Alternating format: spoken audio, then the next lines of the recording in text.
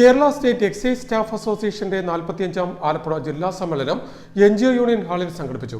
പിന്നോക്ക വികസന corporation chairman K Prasad സമ്മേളനത്തിന്റെ ഉദ്ഘാടനം നിർവഹിച്ചു. Kerala state excise staff association 45ാം Alappuzha ജില്ലാ സമ്മേളനം NGO യൂണിയൻ ഹാളിലെ ടി അനൂപ് നഗറിൽ നടന്നു. പിന്നോക്ക വികസന കോർപ്പറേഷൻ ചെയർമാൻ കെ പ്രസാദ് സമ്മേളനം ഉദ്ഘാടനം ചെയ്തു. ആ പ്രശ്നങ്ങളിൽ ആരെ അഡ്രസ് ചെയ്യാൻ പര്യാപ്തമായിട്ടുള്ള പരിപക്വമായ ഒരു സംഘടന അതാണ് അഭികാമ്യമായിട്ടുള്ളത്. ആ നിലയിലാണ് എക്സൈസ് സ്റ്റാഫ് അസോസിയേഷൻ പ്രവർത്തിക്കുന്നത്.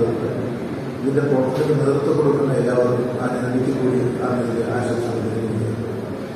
നമുക്ക് എല്ലാവർക്കും അറിയാവുന്നത് ഒരുപാട് പ്രശ്നങ്ങളൊക്കെ അതിൽ ചർച്ച ചെയ്തു പോയിട്ടുണ്ട്. ആ എല്ലാ പ്രശ്നങ്ങളും ചർച്ച ചെയ്തു പോകാനനുസരിച്ച് നമ്മളിപ്പോൾ നിൽക്കുന്നത് ഭീതിജനകമായ ഒരു ലോകാന്തരീക്ഷത്തിന്റെ പശ്ചാത്തലത്തിലാണ്. ദൈനംദിനമെന്നോണം പത്രം എടുക്കുമ്പോഴും അതുപോലെ തന്നെ ജീവിതത്തിലൂടെ ചാനലുകൾ തുറക്കുമ്പോഴും തന്നെ ഭയാനകമായുള്ള വാർത്തകളാണ് കണ്ടുകൊണ്ടിരിക്കുന്നത്. ആകാശത്തിലൂടെ ഉൾക്കകൾ പറയാൻ അസോസിയേഷൻ ആലപ്പുഴ ജില്ലാ പ്രസിഡന്റ് ജി ഗോപകുമാർ ഉദ്ഘാടന യോഗത്തിൽ അധ്യക്ഷനായി. അസോസിയേഷൻ സംസ്ഥാന പ്രസിഡന്റ് ടി സജുകുമാർ, സംസ്ഥാന general secretary K Santhosh Kumar, assistant excise commissioner S Ashok Kumar, സംസ്ഥാന സെക്രട്ടറിമാരായ P D Prasad, G Baiju, Vimukthi manager E P Sibi, S Sreejith, S Satheesh, V Bennimon, K R Rajeev, P Vinayakumar എന്നിവർ സംസാരിച്ചു.